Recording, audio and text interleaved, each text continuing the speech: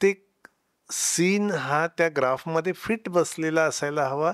आणि चांगले माणूस म्हणून चांगलं मला त्यांच्यातलं मला खूप आवडलेलं की माणूस म्हणून तिघेही ग्रेट आहे. खऱ्या अर्थाने चांगला फॅमिली धमाल एंटरटेनमेंट मजावाला हा सिनेमा आहे. म्हणजे कसं होतं तुला सांगू ना, आता मी इकडून आलो, हा एक वाक्य आहे. मी इकडून आलो, मी तिकडून गेलो, चौथा चिंदा चौथा, आणि नंतर मी इकडून आलो त्याचं उत्तर हे 3 वाक्यानंतर येतं.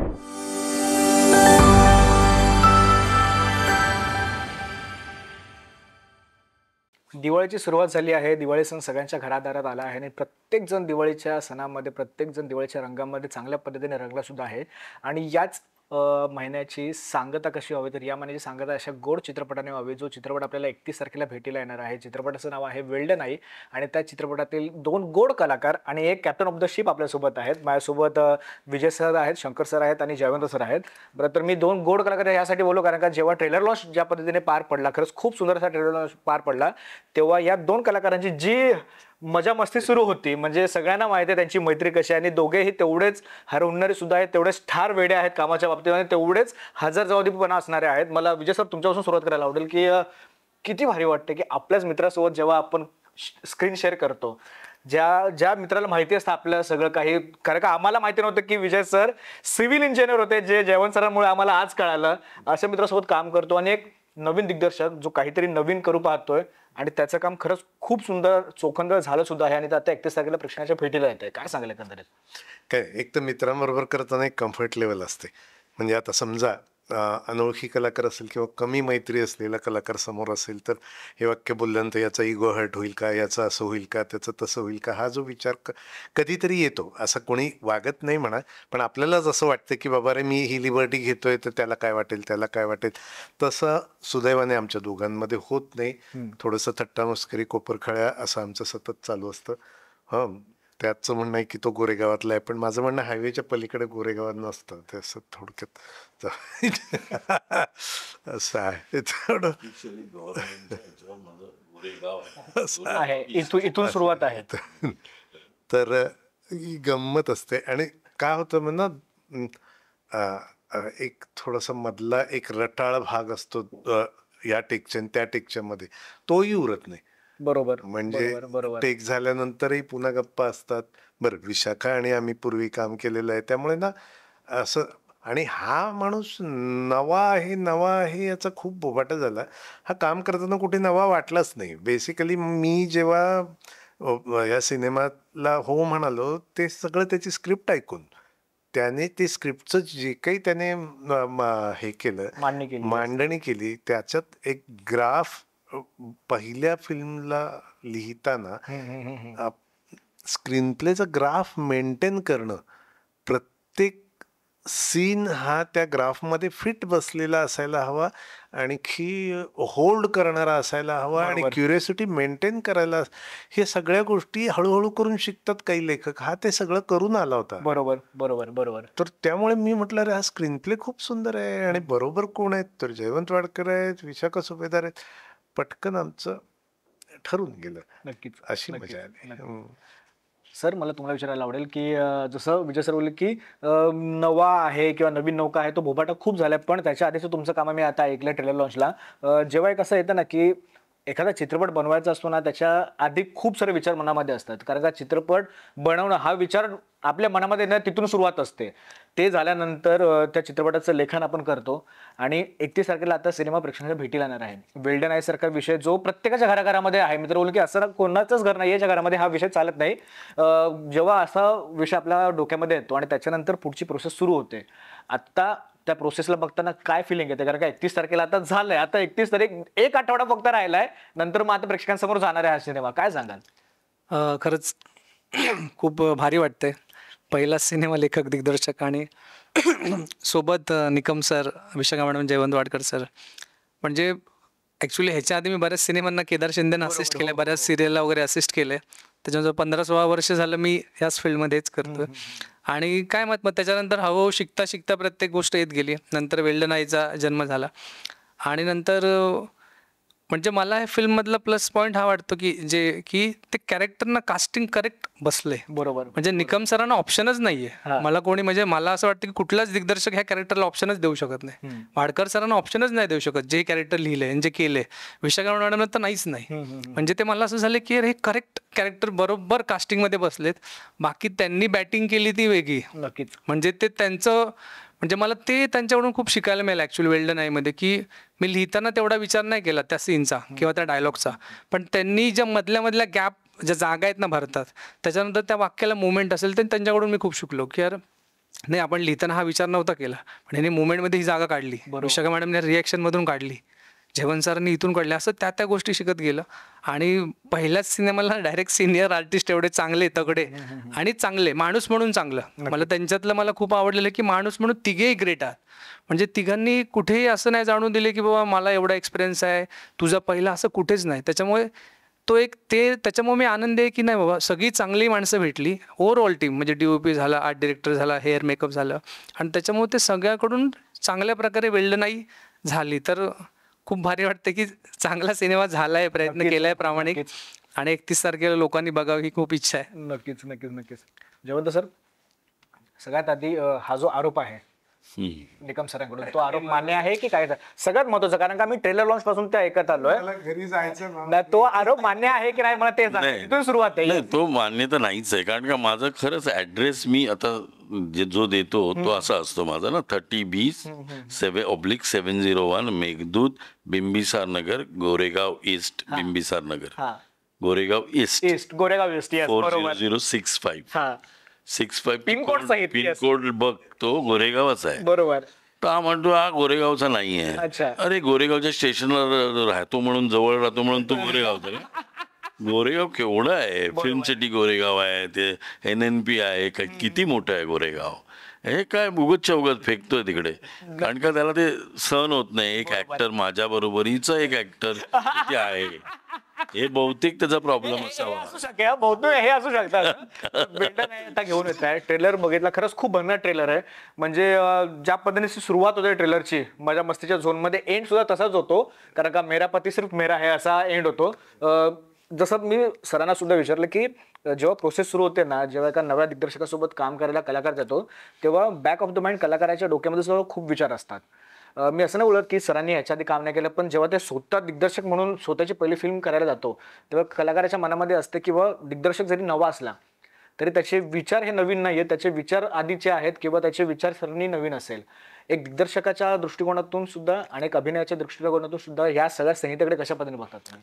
नाही, शंकरला मी ॲज अ असिस्टंट म्हणून ओळखत होतो, मी त्यावर काम केलं 2-3 फिल्म, त्यामुळे मला माहिती होतं, आणि त्यावेळी त्याचं काम आपण बघतच असतो. बरोबर.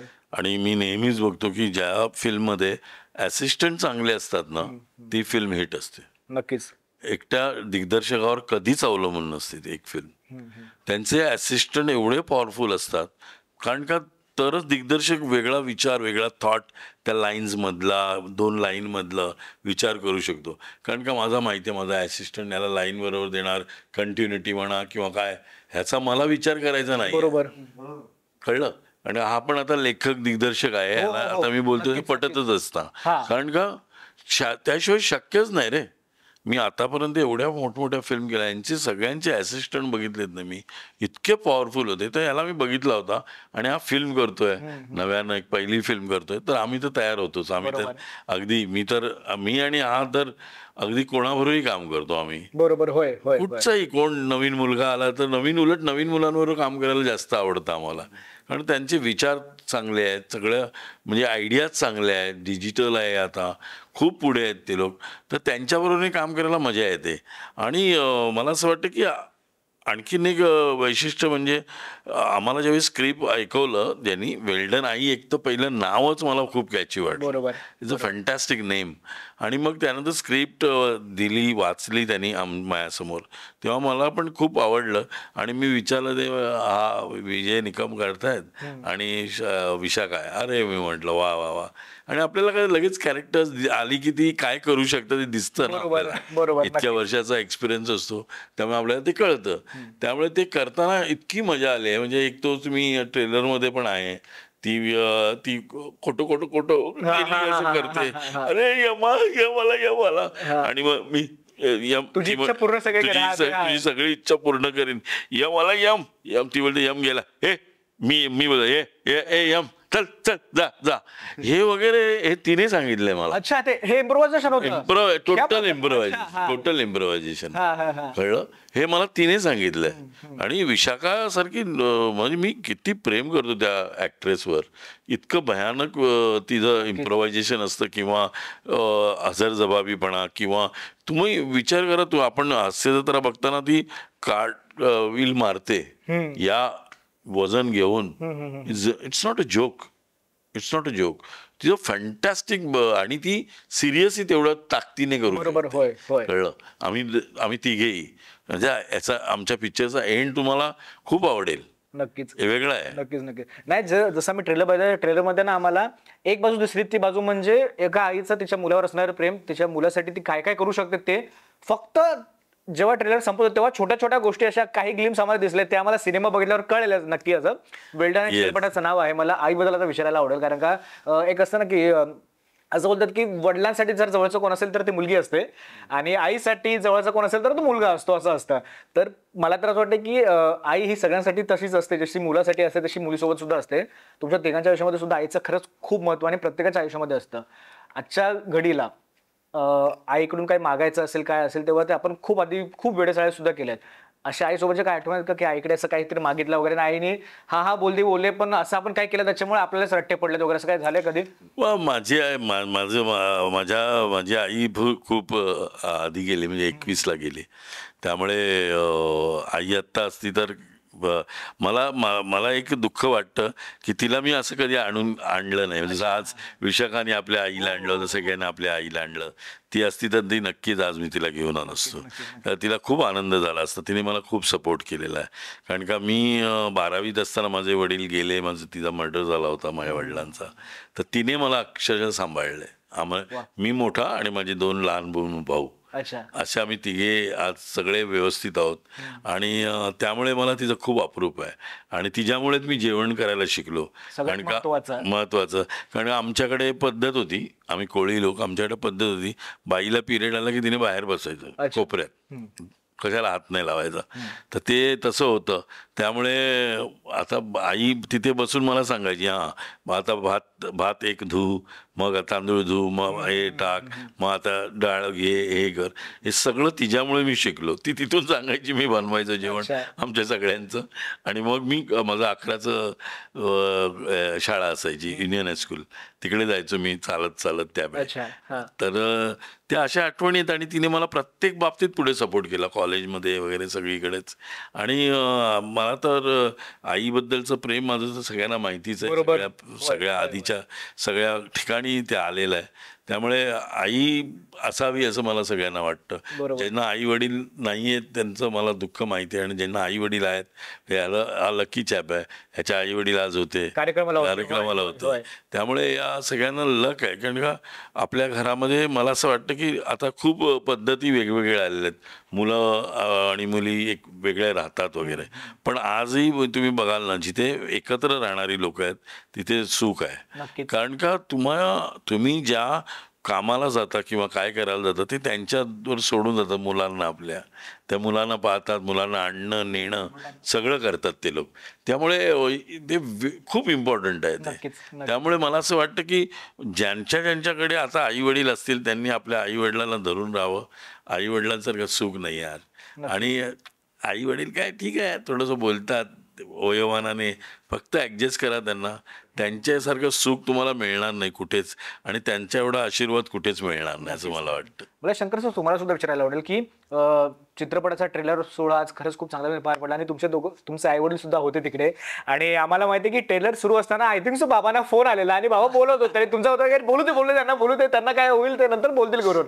किती प्राऊड वाटतं की आपलं काम बघायला आपले आई वडील जेव्हा येतात, त्यांना माहिती असते की आपण काय करतोय, पण जेव्हा असं भव्य दिव्य बघतात ना आई वडील, तेव्हा ना त्यांचे सुद्धा डोळे भरतात, जसे तुमचे सुद्धा भरलेले ट्रेलर लॉन्च दरम्यान. काय सांगाल, किती भरून वाटतं हे? नाही, ॲक्च्युली माझ्या आईवडील खूप साधे भाऊ आहेत, जे जशा गेटअपमध्ये होतं तसं सगळ्यांना कळेल असेल की एकदम साधे आहेत. ते आता ते गावी शेती करतायत, ते ठाण्यातच राहिलेत, नंतर ते जॉब सोडला त्यांनी, शेती करतात. आणि ते दोघेही खूप सिम्पल आहेत. म्हणजे आधीपासूनच आमच्या घरात कुठलीच जबरदस्ती कधी केली नाही आईवडिलांनी की अभ्यासच कर, हेच कर, तेच कर. वडील माझे सिमेंटच्या ह्याच्यात कामाला होते, हमालीच्या ह्याच्यात. मग आई 5 वाजता उठायची, त्यांना टिफिन, मग ते सायकलवर मुलुंडला जायचे जॉबला वगैरे. माझी सकाळी 7ची शाळा. मग ती सगळं आमच्या घरात काय होतं की वडिलांना ज्वारीची भाकरी, अच्छा. मला बाजरीची भाकरी, लहान भावाला चपाती, तशी तीनही करायची तर रोज. का तर वडिलांना ज्वारीच पाहिजे, भाव ऐकायचा नाही छोटा, बरोबर. मला आवडते बाजरी. तर ती आधीपासूनच घरात त्या सगळ्या सवयी. आणि मग आई वडिलांकडून मला काही गोष्ट मिळाली आईकडून की माझ्या वडिलांना पण. आमच्या घरात कधी ना पुरुष स्त्री असं नाही झालं. म्हणजे माझी आई जे करते माझे वडील पण लहानपणापासून करतात. मी जेव्हा लहान होतो, म्हणजे आई गावी गेली, आजारी पडली की माझे वडील जेव्हा स्वयंपाक करायचे. मग ते काय झालं, आम्हाला सवय लागली, मला आणि भावाला. मग आमच्या घरात आई आत्ता पण गावी गेलो आम्ही सगळे करतो, भांडी घासतो, कपडे धुतो, स्वयंपाक करतो, सगळे दोघंही भाऊ बहीण सगळे. कोणी असं नाही की बाबा तू का, लोकांना असं वाटतं रे तू मुलगा आहे काय. आमच्या घरात त्या आधीपासून नाहीच आहे, सगळ्यांनी करा, स्वयंपाक करा, भांडी घासा. आणि आई वडिलांकडून ती गोष्ट मी खूप शिकलो. आणि त्यांच्याकडे ते खूप प्रामाणिक आहेत माझे आई वडील. म्हणजे ते शेती करतात ना, ते खूप साधे आहेत. म्हणजे तुम्ही कधीही तिथं रोड, आमची शेताच्या बाजूलाच रोड आहे आमचा, तुम्ही कधी येणार जाणार माणूस थांबला, बोलला हे द्या ना, कांदे द्या ना, हा घ्या ना, द्या. ते विचारणार नाही तू कुठून आला, कशाला पाहिजे, आम्ही पिकवलेत, काही नाही. ज्वारी पाहिजे घेऊन जा, बाजरी पाहिजे घेऊन जा. इतकं ते. मग ते मला वाटतं की त्यांचा जो साधेपणा आहे तो मी प्रयत्न करतो की आपल्यात राहू दे. की त्यांच्याकडे ते स्वतः शेती करतात, सगळं करतात, पण कधीच कोणाला असं नाही बोलत. नक्कीच. की त्यांना कळतं ते शून्यातूनच आलेत ते सगळे. बरोबर. म्हणजे त्यांचं, मला तेव्हा हसायला पण आलं की वडिलांना फोन वाजला आणि ते बोलतात, तो त्यांचा साधेपणा. त्यांना ते बाकीचं जग माहित नाही त्यांना, की कुठं फोन सायलेंट, काय बोलतात त्यांचं काय. त्यांना आला ते बोलतात डायरेक्ट, कुठेही कॉल उचलतात, काही बोलतात. आई पण तशीच आहे. आणि ह्यांना सगळ्यांना बघून त्यांना अशी भीती असे एक वाटायला लागले आई वडिलांना पण, की पहिल्यांदा त्यांनी असं कुठल्या तरी ऍक्टरला समोर ऍक्च्युअल मध्ये बघितलं. त्यांनी कधीच कुठल्या कलाकारांना बघितलेलं नाही, नाटक पण नाही, सिनेमा पण नाही, नाहीच नाही. पण त्यांनी पहिल्यांदा असं झालं की समोर डायरेक्ट हे ह्यांना टीव्ही मध्ये बघितलंय, तर त्यांना असं ती भीती पण वाटते की बाबा बोलायचं तरी काय ह्यांच्यासोबत, बोलायचं काय, बोलायचं ते पण एक होतं. येस, स्वतःला आरशात बघून घाबरतो. हे म्हणजे येस येस काहीतरी आलं जेवण करायचं. Yes yes yes. हा हा याचा विनय. अच्छा. हा वा, हे मस्त आहे. हा त्यासारखा चालू ऍक्टर नाही. चालू मग कोणत्या पद्धतीने? 2 चालू असतात, 2 चालूचे विषय हे असतात. दोन्ही बाजूनी आहे. अच्छा, दोन्ही बाजूने आहे. बाजूनी वा. अतिशय म्हणजे हुशार. एकतर तो लेखक असल्यामुळे त्याला शब्द सुचतात, बरोबर. छान छान. होय. आणि या शब्दावर कुठचा शब्द टाकायचा त्याला माहिती आहे, त्यामुळे तसंही बोलतो. आणि त्याला बरोबर माहिती आहे कुठे कल्टी मारायची, बरोबर. की बरोबर तो कळणार नाही तुला गेला म्हणून गेले. हो हो हो. विजय.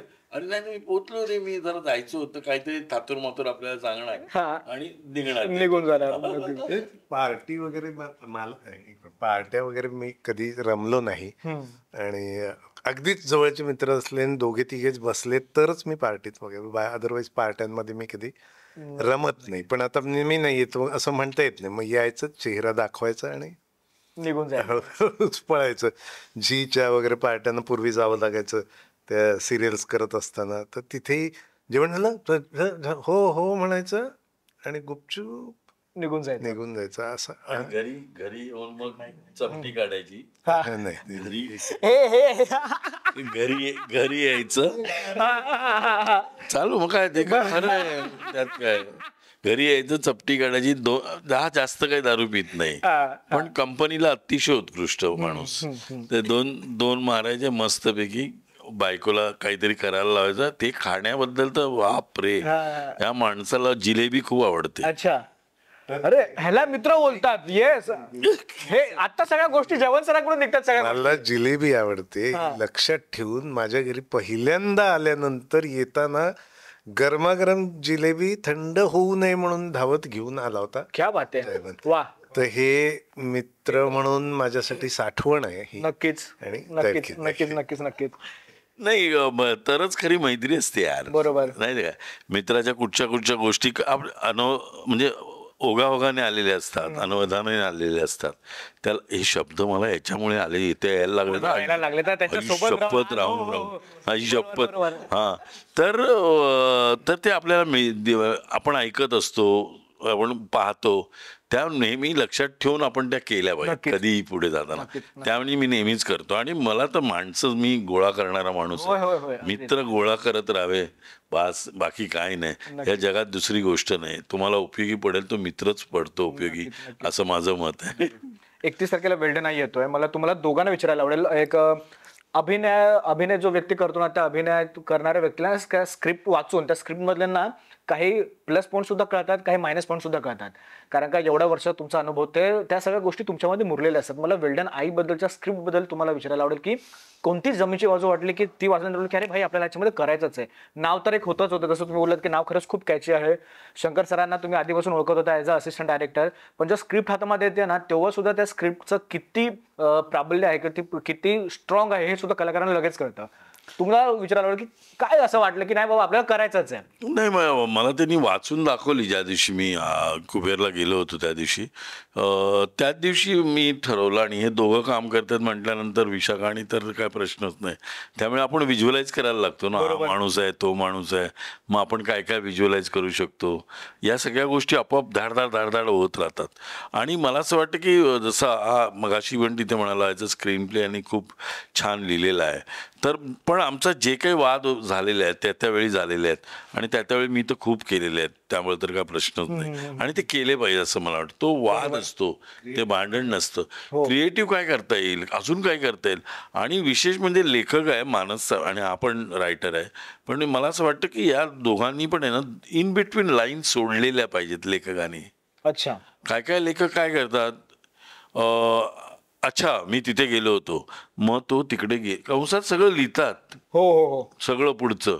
म्हणजे ते लिहिल्यानंतर काय होतं, वाचणारा करणारा सगळे प्रेडिक्ट होतात ना. कळलं? तुम्ही ते लिही ना तू. अरे तो डिरेक्टर आहे, त्यांचा ऍक्टर आहे हे, आणि पुढे एडिटर असतो आणखीन सगळ्यात महत्वाचा. तो आणखीन क्रिएटिव्हली तो आणखीन वेगळं करतो. सो इन बिटवीन लाईन मध्ये गॅप ठेवणारा लेखक मला नेहमीच आवडतो. बरोबर. आणि माझे 2 वडील ज्यांना मी म्हणतो, जे आता सुरेश खरे आहेत, अजून रत्नाकर मतकरी गेलेत. आता हे 2 लोकांबरोबर मी खूप काम केलंय पूर्वी.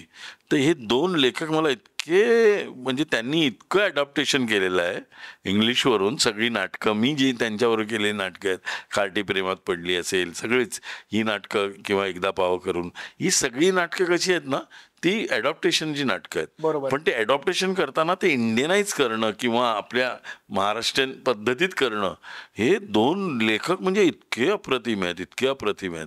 आणि जो लेखक लिहितो ना, म्हणजे आता मी बोलतोय याच्या पुढची, आता मी बोलतोय याच्या पुढची लाईन, ही लाईन आहे, ही माझ्याकडे आपोआप येते ना. बरोबर, होय. तसं जो लिहितो ना, तो मला लेखक आवडतो. क्या बात आहे. नाही तर लेखक एक आता मी बोलतोय, काय किती वाजले असं बोलल्यानंतर आईची मध्येच किती काय वाजले, कशाला बोलला, हे जे लिहिणारे लेखक मला अजिबात आवडत नाहीत.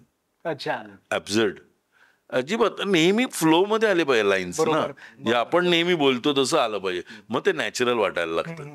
किंवा मी कुणीतरी आहे तिथे नाटक केलं होतं सुरेश खरेंचं, आणि ते 16 जुलैला की 17 जुलैला पहिला प्रयोग होता. आणि त्यावेळी पण नाटकांना खूप चांगली परिस्थिती नव्हती, आणि त्यापासून आमच्या नाटकापासून लोक यायला लागली आणि खूप चाललं नाटक ते. तर त्यावेळी मला पहिल्या प्रयोगाला सुरेश खरे, कारण माझा खूप बाहेर सहवास होता आणि तो दिसायचा ऑडियन्समध्ये माझा त्या नाटकात, तर ते मला कानात सांगायचे येऊन, जेवण बघ आता येईल बघा, आता लाफ्टर येईल बघ, जो आपण विचारच नाही करू शकत. कळलं? आणि तिथे लाफ्टर यायचं. म्हणजे एवढा माणसांचा अभ्यास असतो. नक्कीच. तेवढा आत्ताच्या लेखकांचा पण पाहिजे असं मला वाटतं नेहमीच. नक्कीच. एवढं प्रिपेअर्ड पाहिजे तुम्ही लोक. अरे असं केलं तर असं होतं, असं केलं तर असं होतं. या गोष्टी त्या आता लेखक आहेत चांगले आता पण मला असं वाटतं की ही 2 लेखक मला खूप आवडतात. म्हणजे आधीचे खूपच चांगले लेखक आहेत, पण ह्यांच्याबरोबर मी काम केलंय म्हणून मला जास्त जवळचे आहेत ते दोघंही. आणि धमाल. आता सुरेश खरे पण आहेत. आत्ता आमचं कुणीतरी आहे तिथे नाटक पण येतंय, महेश मांजरेकर आणि कुमार सोनी करतात. आम्हाला कोणाला घेतलेलं नाहीये, म्हणजे आता घेणारा मीच होतो त्यामध्ये. ऍक्च्युली मला त्यांनी विचारलेलं कुमार सोनीनी की वाड्यात ते करायचं नाटक आपल्याला. म्हटलं ओके. कारण का त्यावेळी पण मी 26-27 वर्षाचा होतो तेव्हा मी त्यामध्ये 70-80 वर्षाच्या चं कॅरेक्टर केलं होतं आणि आता तर मी करूच शकतो करू ना शकतो. या होय होय होय. त्यामुळे पण मी मग मी त्याला फोन केला, अरे मला एक जण म्हणाला की अरे रिहर्सल सुरू झाली आहे. मी फोन केला कुमारला, कुमार असतो, अरे बरं झालं फोन केलास, मी तुला सांगणारच होतो. आत्ताच महेश येऊन गेला, महेशने सगळं फायनल केलेलं आहे. तो बोलला की नवीन घ्यायचे सगळे, जुन्या लोकांना कोणाला घेणार होतंस तू, फक्त मी, बाकी सगळे म्हातारे झाले. निशिगंधा, सुहास पळशीकर, अच्छा. सतीश पुळेकर, अरे निलिमा दामले, त्या ह्याच्यातून हात रपकन बाहेर यायचं, निशिगंध बसले. अरे मी दचकलो होतो कसं. दचकलो होतो. म्हणजे त्यावेळी आम्ही लोक ना एक असं छिद्र केलं होतं आणि आम्ही बघायचो त्यातून. आणि म्हणजे सुधीर जोशी, विजय कदम, भले भले लोक येऊन बसायचे आणि नाटक बघत, तो सीन आला ना असे व्हायचे आणि मग आत यायचे, अरे वाड्या काय यार मस्त आहे, अरे सॉलिड यार. नाही नाही नाही नाही सॉलिडला तुम्ही घाबरला की नाही? हा नाही कोण घाबरतो, मेलो आम्ही इथून बघितलं. त्यावेळी मोबाईल असं सगळं टिपलं असतं. बरोबर बरोबर बरोबर. तर असं ते नाटक इतकं इंटरेस्टिंग. नक्कीच. विजय सर, काय सांगाल बेल्टन आई बद्दलची एवढी सुंदर स्क्रिप्ट आणि त्या स्क्रिप्टला कोणता असा बोलला नाही की तो प्लस मायनस पॉईंट नाही विचारणार, पण अशी कोणती बाब तुम्हाला आवडली की बाबा आपल्याला इकडे या स्क्रिप्टवर काम केलंच पाहिजे किंवा करणारच आहे, काय सांगाल? मला ते आत्ता जसं वाड्या म्हणाला की ते कॉम्प्लेक्सिटीज नाही आवडत, म्हणजे ते ॲब्सर्डिटी नाही आवडत. त्याचं तसं तोच भाग मला जास्त आवडला की याच्यात इतका निरागसपणा आहे ना. मला असं वाटतं की लेखकाचा निरागसपणा उतरलाय त्याच्यात. नक्कीच. तो इतका बाबडेपणा. आणि मी अजून म्हणतो की जो वाड्याचा रोल आहे त्या कॅरेक्टरला इंडस्ट्रीत एकही दुसरा माणूस माझ्या डोळ्यासमोर येऊच शकत वा. नाही. इतक्या निरागसपणे बऱ्याचशा अशा गोष्टी आहेत की ज्या ऑडियन्सला कदाचित एक दोन वेळा असं वाटू शकतं, नाही नाही हे काय, हे कोणालाही कळेल. तिथेही ते नाही कळलं असं दाखवायचं हे नाही, हे सोपी गोष्ट नाही. जे ऍक्टिंग करतात त्यांना विचारलं तुम्ही तर ते लगेच सांगतील की हे कठीण आहे. पण तिथेही ते कन्व्हिन्सिंगली झालेलं आहे. तर तो निरागसपणा, त्या सगळ्या पात्र, एकही पात्र असं नाहीये की जे अरे वाईट आहे रे हा माणूस, दुष्ट आहे वगैरे. म्हणजे एकमेव दुष्ट कॅरेक्टर आहे त्याच्यामध्ये. आले आता स्वतःकडे आले. येस स्वतःकडे आले आता. येस होय होय होय. तर त्याच्यातही एक प्रकारचं चांगुलपण आहे. ते सगळं गोड. मला एक ते पी.जी. उडाऊस नावाचे लेखक आठवतात, त्याचे पु ल देशपांडे वाचता त्यांच्या तोंडून मला पी.जी. उडाऊसचं त्यांच्या लिखाणात आढळलं ना, म्हणून मी पी.जी. उडाऊस वाचायला सुरुवात केली. पहिल्यांदा वाचलं तेव्हा त्यांच्या ह्याच्यात फ्रेंच शब्द खूप असायचे, तेव्हा मला नीट कळलं नाही. तेच पुस्तक दुसऱ्यांदा वाचलं आणि पी.जी. उडाऊस अख्खा वाचल्याशिवाय मला कधी थांबायला जमलंच नाही, इतका तो ग्रेट माणूस आहे. त्याच्यात एक वैशिष्ट्य असायचं, सगळी पात्र उत्तम स्वभावाची असतात, उत्तम स्वभावाची, तरीही नाट्य निर्माण होतं. तर ती गंमत या स्क्रिप्ट मध्ये आहे. क्या बात आहे. ते मला फार भावलं. आणि ही दोन माणसं होती, बाकीची कोणी मी ओळखत सुद्धा नव्हतो. बरोबर बरोबर. पण जयवंत वाडकर आणि विशाखा सुभेदार, बाकीच्या लोकांनी पण आमचं खूप वाद म्हणजे त्यांना मी खूप सांगायचो. कारण शेवटी काय म्हणते ना, आपण 100% काम केलं पाहिजे, कोणाकडेही काम करा तुम्ही. तर ते मला नेहमी त्रास होतो. हा तरी कमी बोलतो, पण मी नाहीच. नाही यार थांब रे, थांब शंकर थांब, परत बोल करतो. कारण की शेवटी कसं आहे ना, ते आपल्याला पण कम्फर्टेबल होतं की नाही तर काय होतं, आपण ओव्हर वाटायला लागतो त्याने जर आपल्याला ती रिॲक्शन नाही दिली तर. कारण का I am a reactor. Me actor कमी रिॲक्टर जास्त आहे, म्हणून मला जास्ती ठिकाणी काम मिळतं. लक्षात घे, कारण का रिॲक्टरच लागतो बऱ्याच वेळा. कारण तुझी ऍक्शन जी करतोस त्याच्यावर रिॲक्शन, म्हणजे मी ऑडियन्स पॉईंट ऑफ ची रिॲक्शन मी देतो, बरोबर, ती ऑडियन्स घेतं. कळलं? तर ते महत्वाचं आहे. त्यामुळे मला ते नाही मिळालं ना समोरचं की मी गेलो, मला मग ब्लँक होतो मी, मग मला आठवत नाही, मग ते गडबड होते सगळी. त्यामुळे मी ते त्यांच्याकडून करून, आणि त्या सगळ्यांनी 3-4 मुलांनी खूप मेहनत करून ते केलं आणि खूप छान झालंय ते आता. नक्कीच. मी शेवटाकडे येतो. मला शेवट दिग्दर्शकाकडून करायला आवडेल, कारण का दरवेळेला कलाकार अपील करतात सिनेमाबद्दल. मला तुम्हाला सर विचारायला आवडेल की सिनेमा येतो म्हणजे आलाच आहे, आता 1 आठवडा फक्त बाकी आहे. 1 आठवड्यानंतर 31 तारखेला सिनेमा रिलीज होणारच आहे चित्रपटगृहामध्ये. काय सांगाल प्रेक्षकांना की किती धमाल जसं दोघं बोलत की किती सटल गोष्टी किंवा किती इमोशनल गोष्टी या सगळ्या सिनेमातून आम्हाला बघायला मिळेल, काय सांगाल? नाही, खरंच यांची जी ॲक्च्युअल केमिस्ट्री आहे बाहेर, ती तुम्हाला तिथे खरंच बघायला धमाल येईल. म्हणजे ट्रेलरमध्ये ते दिसतंच, होय होय, पण तो फक्त ट्रेलर आहे, बरोबर. पिक्चर अभी बाकी आहे. हा, तर तसंच आहे की त्यांची म्हणजे ॲक्च्युली मला माहीत नाही, ते काही गोष्टी घडून जातात ना, ते हे घडलेला सिनेमा आहे ॲक्च्युली. कारण मी बनवलेला म्हणजे मला अजून तरी वाटलं, मला असं वाटलं की हा झाला आहे, अच्छा, हा अपसूक झाला आहे, म्हणजे मी केलेला किंवा नाही, हा झाला आहे. मग सर की ह्यांच्याकडून हे शिकण्यासारखे, जसं सर बोलले की ते मधल्या जागा रिहर्सल, बरोबर. सरांचं सगळे इम्प्रोवाइज वालेत, सगळे थिएटरवाले, आणि मी पण थिएटर केलं थोडंफार, हा. त्याच्यावर मला माहिती की थिएटरवाला माणूस काय आणि कुठपर्यंत लिहून जाऊ शकतो. बरोबर. ह्यांनी तर ते अजून इम्प्रोवाइज करून करून करून अजून मजा आली तिथे. आणि तो कॉमेडी असल्यामुळे ते खूप जपलंय. म्हणजे संदीपाने मी लिहिताना ते खूप डोक्यात ठेवलं की कॉमेडी तर तिनं नॅचरल वाटली पाहिजे, कुठे ना खेचतोय किंवा चल इथं पंच टाकूय असं नको, तसं नको. मग ते लिहिताना डोक्यात ठेवलं की नाही, आपल्याला तसं नको किंवा खूपच वेगळं नको. हा फॅमिली आई म्हटल्यानंतर डोळ्यासमोर काय येतं तशी ती कॉमेडी पाहिजे. मग तिथे कुठलेही बाकीचे विनोद नको आपले. तर ते लिहिताना असल्यामुळे आणि ह्यांनी इम्प्रोवाइज करताना पण सीनमध्ये बऱ्याचशा गोष्टी आपसूक आल्यात. म्हणजे विशाखा मॅडमचं पण असेल, सरांचे तर किती काय काय आहेत ते. तर ना घर सोडून निघून जावं, हा, तर कुठे दरवाजा तिकडे हा, कधी कधीच वाटतं. त्याच्यानंतर तो एक आहे टिचकीवर नाचवतो मी त्यांना, टिचकीवर, तर कशावर? तो हा, हा, टिचकीवर, हा. तर तो सरांचा ते ऍक्च्युली इम्प्रोव्हायझेशन क्या बात आहे, आहे, वा. कुठे नाचायचं. आणि जो काय मलाही माहित नाही, तो झपकण आला असं खरं काय आहे? बरोबर, ही. बरोबर. त्याच्यानंतर सरांची एक मुवमेंट आहे जी ट्रेलरमध्ये, की तो पंच लिहिलेला मी डायलॉग, की ती बाई विचारते तुम्हाला काय झालं, तुम्हाला काय झालंय? हो, मला कुठे काय झालं, मी फक्त वाक्यच लिहिलेलं, मला कुठे काय झालं. त्यांनी जी मुवमेंट केली ना ती, बरोबर बरोबर, ते असं यार काय यार, म्हणजे तिथे वाटतं की यार खतरनाक आहे यार. नक्कीच नक्कीच. तसंच सरांचं आहे की सरांचा जो इनोसेन्स आहे ना, जो जे कॅरेक्टर आहे ना, सर बोलले की करेक्ट कॅरेक्टर आहे बरोबर.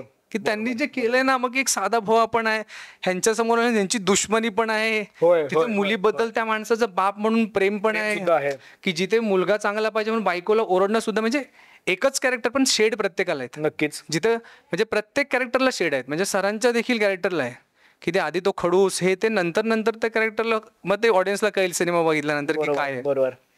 आणि खऱ्या अर्थाने चांगला फॅमिली धमाल एंटरटेनमेंट मजावाला हा सिनेमा आहे, जो मनोरंजनाच्या दृष्टीने केलेला आहे. की मेन ते आहे की बाबा एंटरटेनमेंट झालं पाहिजे लोकांचं, बाकीच्या गोष्टी तर होतील. आणि याच्यामध्ये एकही असा फालतू विनोदच नाही, घाणेरडा विनोद अजिबातच नाही, बरोबर बरोबर. कुठेच नाही. तुम्ही ट्रेलरमध्ये पण बघितलं असेल, पण आम्हाला पण करताना कधी डोक्यात पण नाही आला. म्हणजे आणि आम्ही दोघं पण तशीच आम्ही सिच्युएशनल कॉमेडी करणार आहोत. नक्कीच त्यामुळे ती कॉमेडी मला वाटतं जास्त लोकांना भावते. नक्कीच. जबरदस्ती केलेली कॉमेडी नाही भावत. ती कालांतराने एकदा दोनदा 10 मिनिटानंतर कधी थांबणार आहे यांचं यार, असं होतं. म्हणजे कसं होतं तुला सांगू ना, आता मी इकडून आलो, हा एक वाक्य आहे, मी इकडून आलो, मी तिकडून गेलो, चौथा आणि नंतर मी इकडून आलो, त्याचं उत्तर हे 3 वाक्यानंतर येतं. बरोबर आहे. तिथे लोकांना हे का बोलला हा. ऍक्च्युली तू इकडून आलो, तिकडून आलो, पिकडून आलो करत करत करत पंच करत गेला